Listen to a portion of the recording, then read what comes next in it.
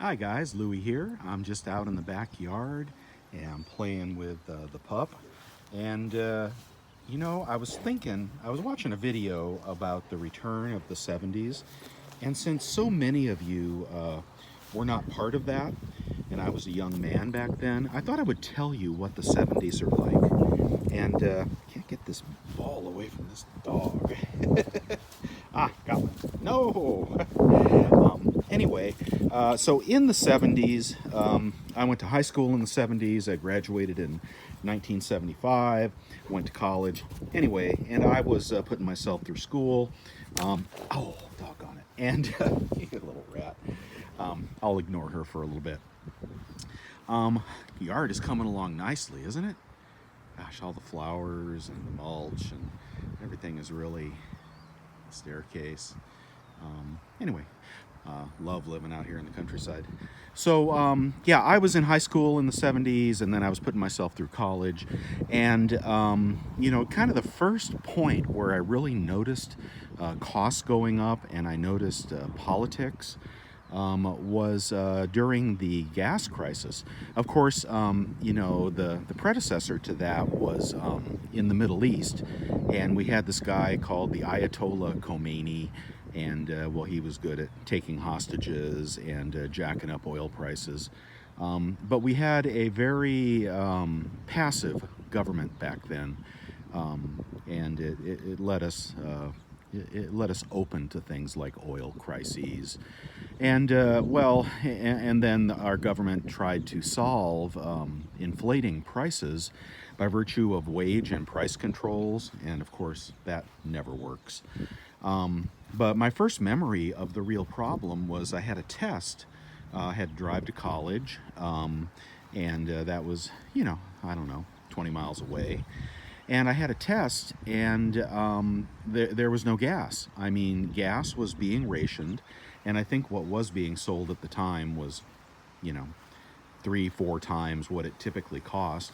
But I was willing to pay it, even though my salary at Monkey Ward's back then was $2.15 an hour. Let that sink in. Anyway, but in order to get gas to go take my test, I had to get in line at the gas station at 3 o'clock in the morning, because that was the only way you would be close enough to the pump to be able to get gas at all, because when they sold a certain amount of gas, they would turn it off for the day. And that's when I started, paying attention. I did get my gas that day. I did make it to school and took the test and so forth. So that was my first acknowledgement. And it wasn't too long after that I graduated and I started living in the world. But the thing that was happening was real estate prices were on fire. And where I lived, they were developing new areas, strawberry fields and, outer suburbs and so forth. And the demand for housing was incredible because of the appreciation, right? Things were inflating so fast, all costs, not just gas and oil, but the price of all things was inflating so fast that property became a no-brainer. We often said that, if you could buy it and hold it for a couple of months, then you'd make enough money to make that whole transaction worthwhile. And sure enough, that was the case, in spite of interest rates, okay, being 18%, something like that. Of course, they were trying to get a handle on the inflation, and wisely raised interest rates to a level that would curtail it, drawing people back into bonds. Some of those people that bought those bonds, like 15% treasuries and whatnot, they're just dying now. I mean, well, no, I guess they're gone, but people lived on those coupon rates for 30 years. And those bonds were worth more and more every year because the interest rates came down over that period. But back in the 70s and early 80s, if you could buy a property, somehow you could make enough money to get a foothold in this crazy world. And what did I do? Well, right after I graduated college, I imagined I was able to get some, and I was poor.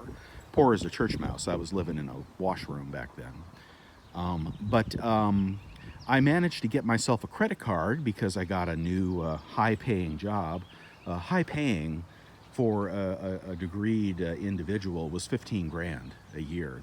But that was all the money I thought I would ever need back in those days. But I was able to get a credit card. Of course, the credit card had interest rates that were certainly in the 20s, 30s. I forget what was allowed back then.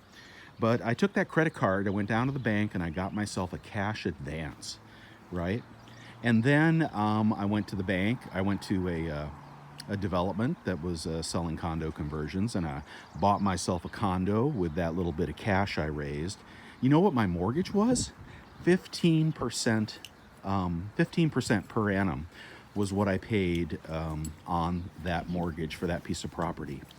And even with all of those setbacks and all those crazy moves, the price of that property went up so fast that I was able to sell it for a profit, and then, ultimately, convert that money into something else.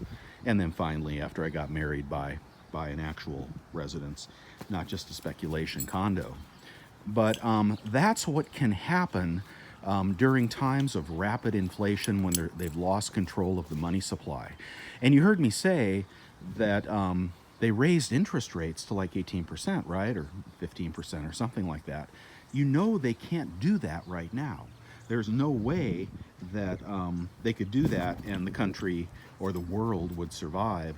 So, Volcker did get a handle on inflation, but we don't have that tool any longer.